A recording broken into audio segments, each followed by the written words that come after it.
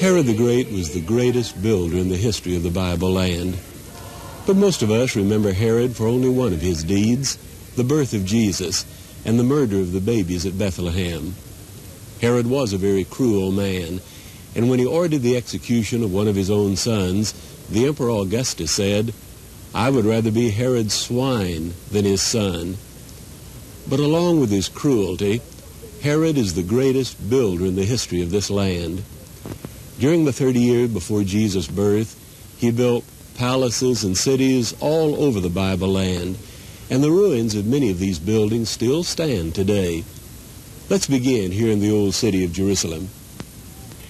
As we've already seen, Herod's crowning achievement in Jerusalem was building the Great Wall around the Temple Mountain to increase its size, and then rebuilding the Temple. Herod was an Idumean in race, but a Jew in religion, so the Temple was a sure way for Herod to please his Jewish subjects. But Herod admired the culture of Greece and Rome, so he built a theater in Jerusalem and a great hippodrome for chariot races. These were offensive to many of his subjects. And for himself, Herod built a great palace on the west side of Jerusalem. He built 3 tall towers to protect his palace from the north.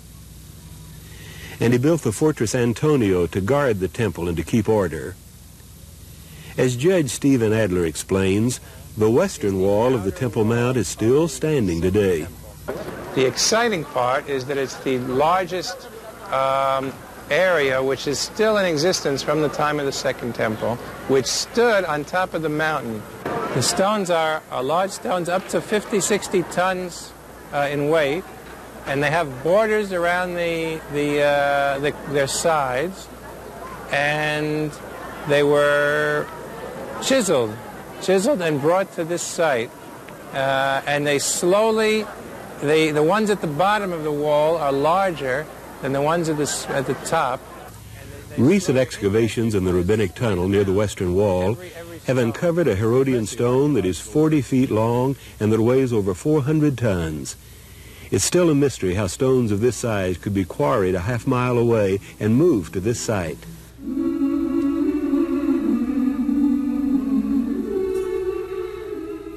Herod the Great also did vast building work outside Jerusalem, including whole new cities. We're at Caesarea Maritima, or Caesarea on the Sea, where Herod the Great built one of his most remarkable projects, an artificial harbor, the first time this had ever been done in human history. Along with the harbor, a vast new city. A great amount of archaeological work has been done here in recent years, including underwater archaeology. The Bible land did not have a good natural harbor, so Herod the Great spent 10 years building an artificial harbor here at Caesarea, an undertaking never before attempted. The harbor of Caesarea was the major Roman harbor during the end of the 1st century BC and most of the 1st century AD. It was the biggest harbor on the eastern Mediterranean coast. It was built by Herod the Great, and the Roman legions that besieged Jerusalem and finally conquered Jerusalem and desecrated the temple in 70 AD, most of them at least, landed in this harbor in Caesarea. To create this harbor, Herod built 2 enormous breakwaters out into the Mediterranean Sea. The south breakwater began here at the present harbor wall and went 1/3 of a mile out into the sea. It was 200 feet wide. To build this breakwater, Herod the Great used cut stones, 50 feet long and 18 feet high, and his builders somehow moved them out into the Mediterranean Sea and lowered them down into 120 feet of water. What made this harbor possible was hydraulic concrete that will harden underwater. The Romans had learned the secret of hydraulic concrete only 25 years earlier, and Herod used it here at Caesarea. Underwater archaeologists have recently located a great block of concrete, 50 feet square, that was poured and hardened at the bottom of the sea. The present small harbor was built by the Crusaders. It lies within Herod's harbor, but the Herodian harbor extended much further out into the sea.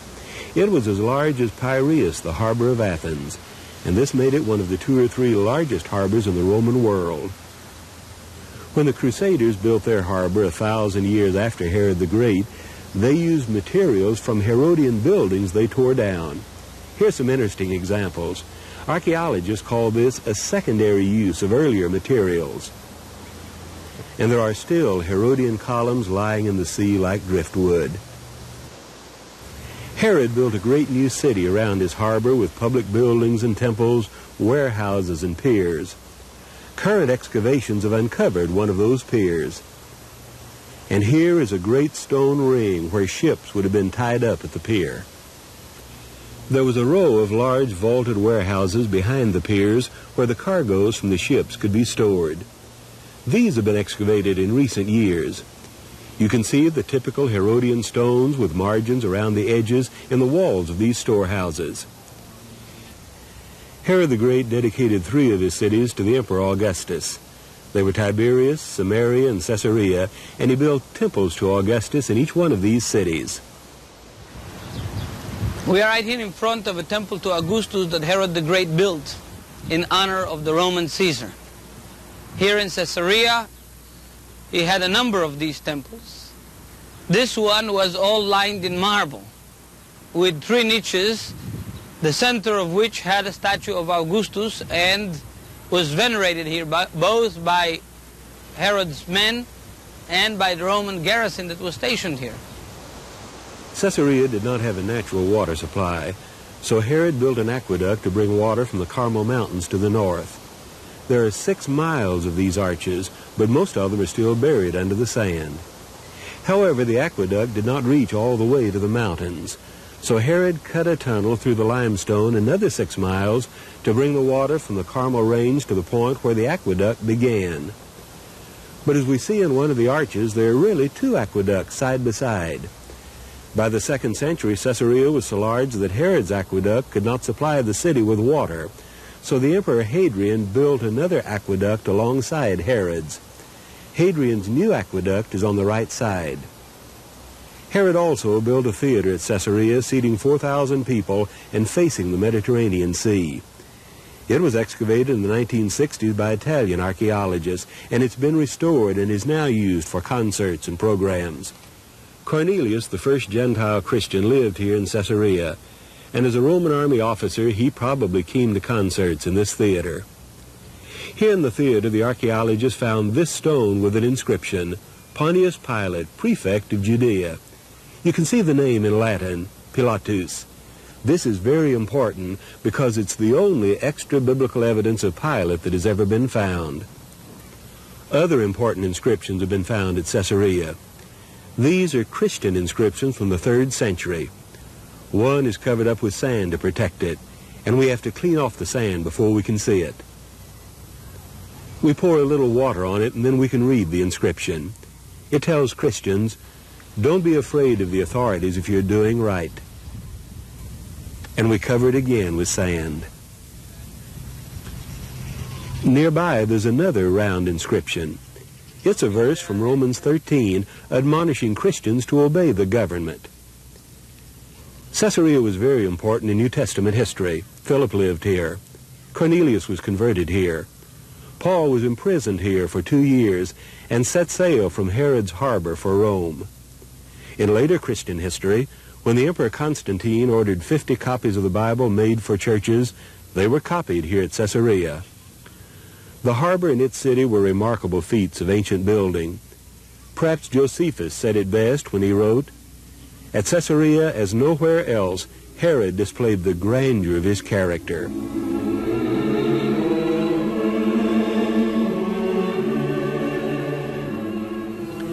Caesarea Philippi is another city that Herod built, and this is not to be confused with Caesarea on the sea. Caesarea Philippi is located at the base of beautiful Mount Hermon at the north end of the Bible land.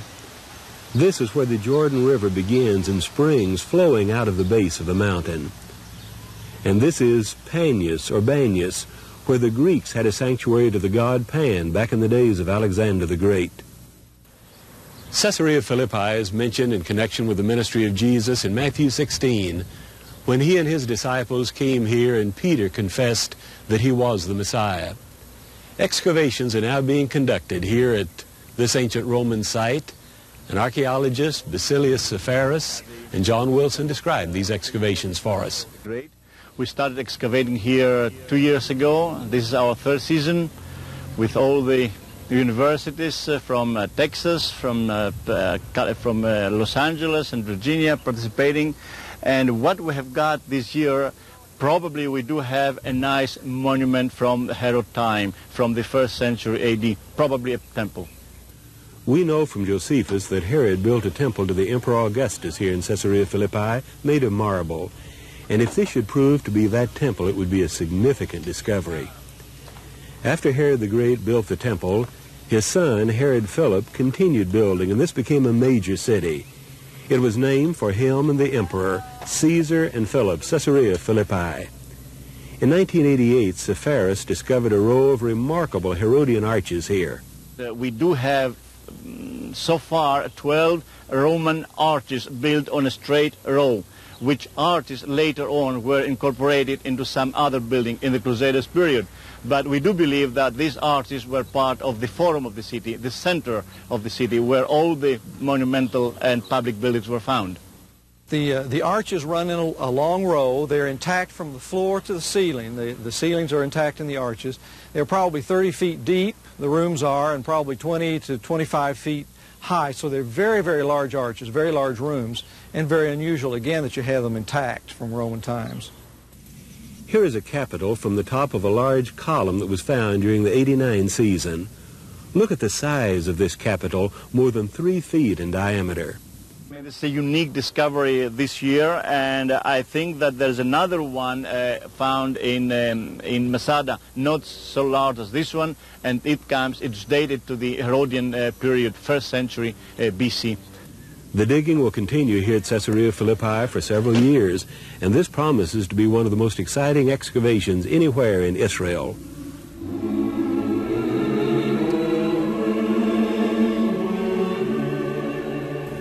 We have now come to Samaria and to the Roman Forum that Herod the Great built here. Samaria had been the capital of the northern kingdom till the Assyrians destroyed it in 721 BC. Herod rebuilt the city on a grand scale and named it Sebaste, the Greek name of the Emperor Augustus. This forum was the heart of Herod's city. The columns were part of a portico around the forum, like the porticos around the temple in Jerusalem.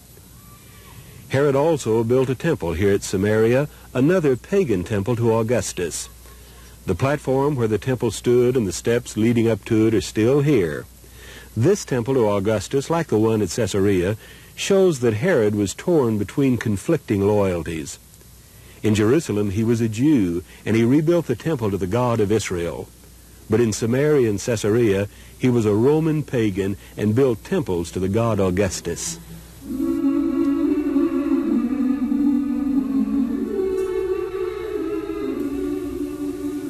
Along with temples to the gods, Herod built palaces for himself at Jerusalem, at Masada, and at Jericho. One of Herod's greatest palaces was right here in Jericho.